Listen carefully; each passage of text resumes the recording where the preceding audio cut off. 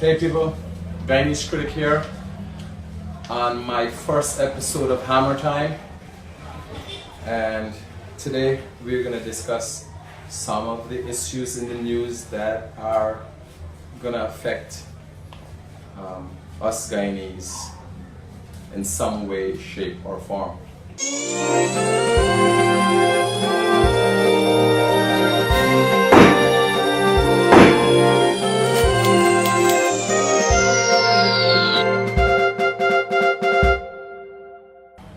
The first thing that I want to have a look at this week is stated in the headlines. I think this is quite sure. In the first 3 years, Guyana expected to rake in 380 million in oil revenue, and this was a statement issued by Mr. Trotman, Minister Trotman. Upon viewing that headline, two things worried me right away is what currency it was in. Was it in local currency or US currency? And how does $380 million affect major change in our country? How does it do for development of our people, maybe infrastructure and things that government wants to do with oil revenues? And I made a quick comparison. If it's local currency, $380 million is just a small pebble in the pond for us, because only yesterday GBTI issued a shortfall of $360 something million for the first 6 months of this year. So that's just one company's loss. Right? That's not going to do very much if it's local currency. If it's US currency, we got to put it up against our budget. And our budget is $1.5 billion US on a yearly basis. Somewhere in 250 billion Guyana dollars was the last budget. I think is the budget for 2017.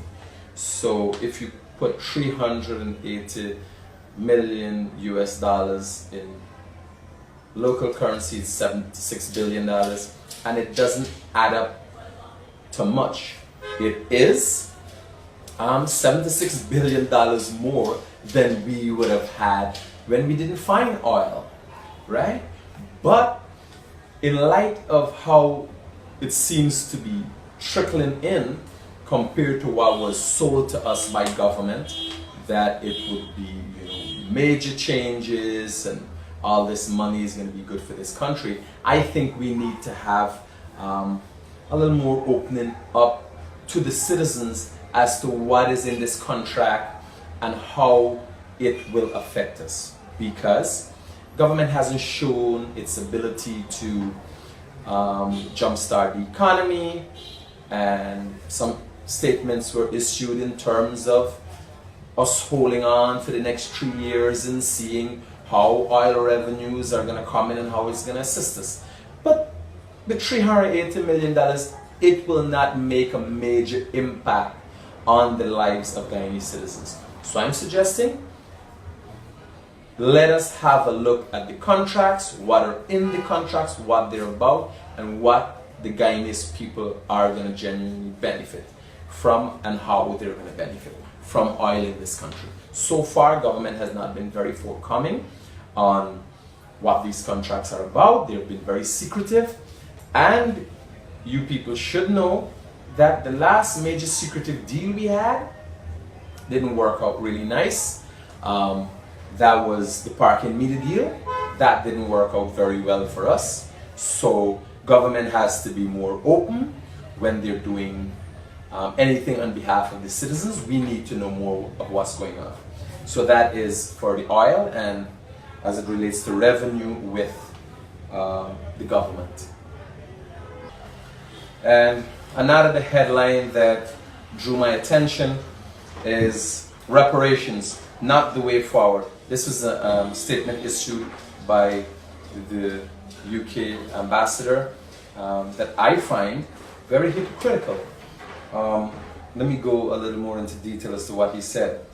We as a government do not believe that reparations are the way forward and that we need to look at the future and not the past. My take on this, in light of, someone such as himself has passed, and he's supposing to be having a fair history of the English and what the English have done on the African continent, in parts of Asia, India, and in the Caribbean. You would want to think someone such as himself would, have a better understanding of what it means to get some redress for things that would have happened in the past for our people, and in this case specifically black slaves. What struck me with this specific statement is this is the guy who has rendered assistance to this government in relation to an advisor for Soku, while this government is seeking some sort of redress for mistakes or criminal activity by the last administration.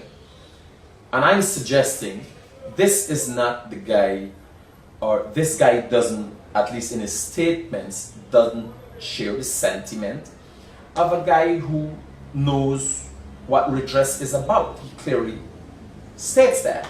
So I'm thinking he has ulterior motives in this form of assistance he's offering with an advisor, because basically his guy is the man who is going to be telling Soku who and what to go after.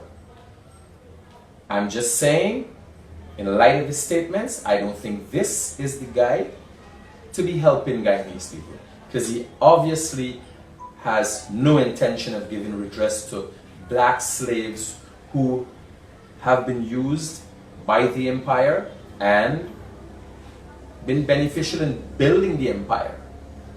So I think we need to look at that as Guyanese citizens and be aware of who is claiming to be our friends and offering help to us. And in other news affecting us this week, actually this is going to be affecting 45 Guyanese citizens. Sivan's Waste Management sacks 45 workers due to City Hall's debt.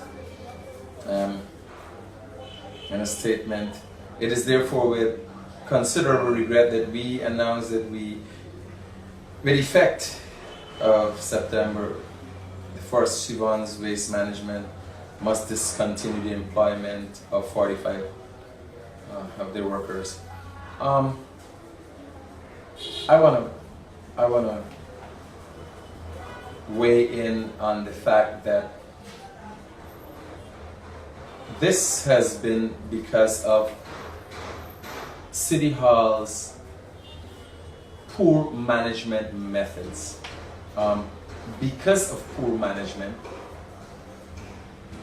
City Hall has been unable to keep a good relationship with its contractors, who over the years you would know would have been more than accommodative to City Hall. There are many times Huran Brothers and Sivan's Waste Disposals have been bending backward to maintain that relationship with City Hall, and they just have taken it upon their own and decide, well, if they don't want to provide the job.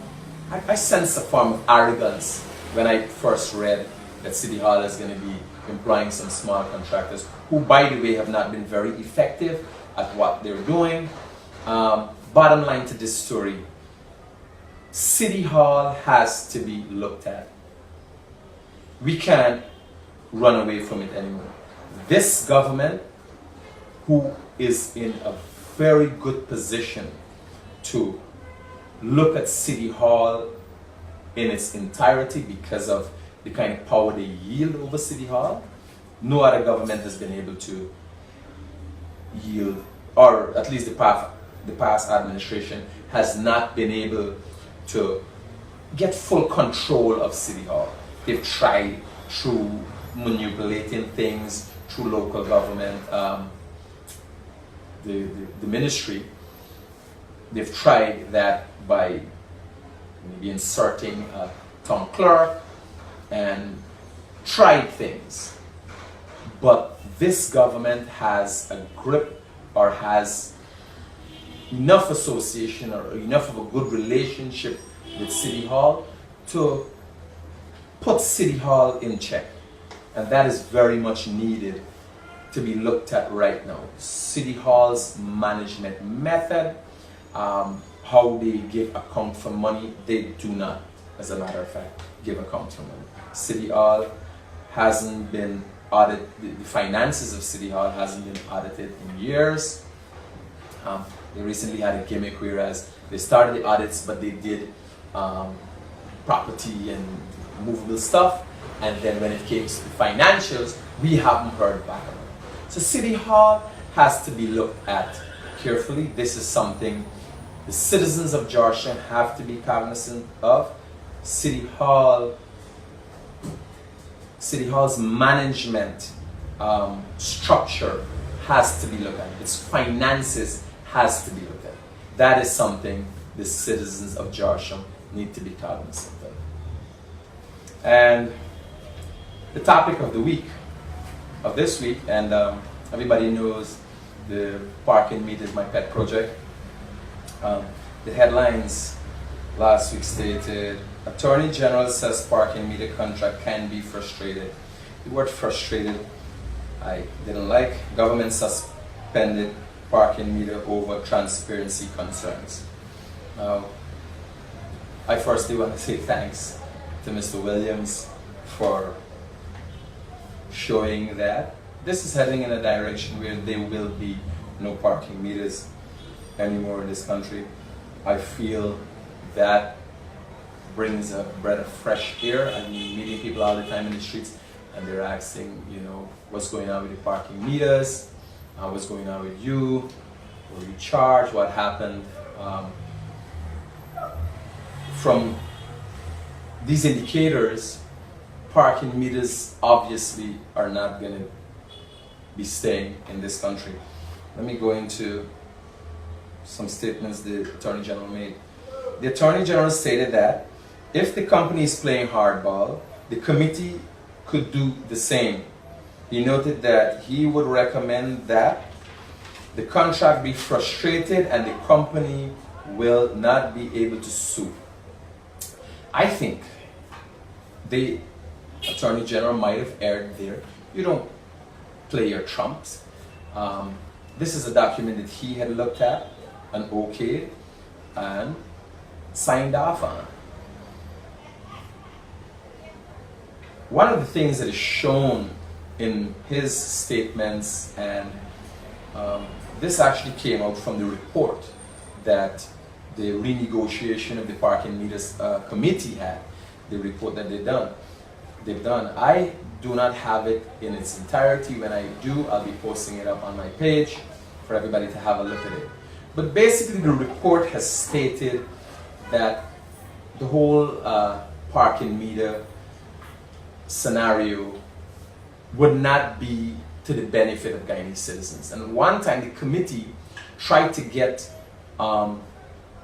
documents such as feasibility study and all these kind of things from SCS, and were asked to sign a non-disclosure agreement.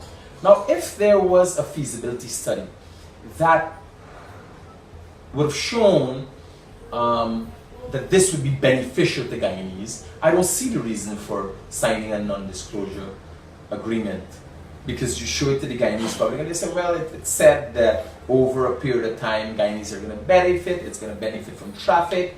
The reduction in traffic congestion, and all these things. So this report has brought the mayor and city council again to the forefront and their management methods. The mayor and city council stood while there were protests going on in this country, while people were crying out in the streets of Georgetown. People are being oppressed, people are stressed out. And the city council stood, the mayor and the town clerk and a few minions stood by their decision to implement parking meters in Georgetown. And basically said, this is the thing, this would be the best thing for Georgetown. This is how we're going to get funding. This is how Georgetown is going to be clean. This report shows that they were lying to us all the time. If you go into the report in its entirety, and these are just excerpts of the report, I think the government has realized that the opposition doesn't have to come back and list all of the government's mistakes at the next election. They just got to come and say, look what has parking meters have done to this country. And the government has weighed what parking meter is going to bring to the citizens of Guyana, or what is going to take away from the government of Guyana. And they've decided parking meters is not the way to go. These utterances by, these statements issued by the Attorney General shows that government has no intention in going with parking meters, and basically telling City Council, it could be frustrating, you don't have to, but provided they are unable to provide documentation to you as to what is going on, and a feasibility study, and the credibility of where your funds coming from, you should put a halt to this. So I'm very glad that we're here today, but we have to look again at City Council and their operations, how they do things. This government has to put a hand down or a foot down and say, here, we're going to go into your finances, we're going to start a clean slate here, and we're going to straighten out City Council. It is beneficial for the mayor and City Council of Georgetown to be functioning effectively, have a good relationship with the citizens of Georgetown, to maintain a good and green city. And that is very important to me, because I'm doing business in Georgetown, and as much as I was totally against the implementation of parking meters, and it's caused a rift between, in terms of a relationship with me and the mayor and the town clerk, who are very much known to me, I still got to work with these people. These people still overlook a lot of things that I do in Georgetown and the citizens do in Georgetown. They're now trying to implement the payment for businesses to pay for garbage disposal in Georgetown. Weren't taxation for that? Isn't there enough taxation? Were there any consultations? I went to a meeting. There were claims of consultations, but I went to a meeting. It was me and one other guy from Queenstown, some kind of paint company in Queenstown, and we were basically the representatives of businesses in Georgetown. So I don't think enough consultations were done, and that is one of the things has to be looked at. Management methods and City Council's heavy-handedness. The end of this is, I am really glad that finally people are seeing what it's about. It wasn't a lost cause, fighting to push back on something that I felt was very oppressive to Guyanese citizens.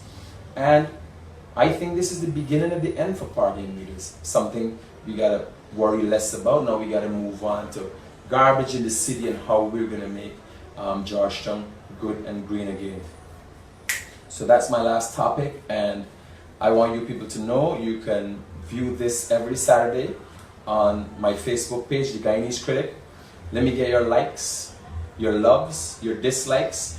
Let me get your comments as to what you think we can do and how you think we can enhance this show to better serve you, the Guyanese citizens. Thanks for being with the Guyanese Critic on Hammer Time. Looking forward to seeing you next week, Saturday.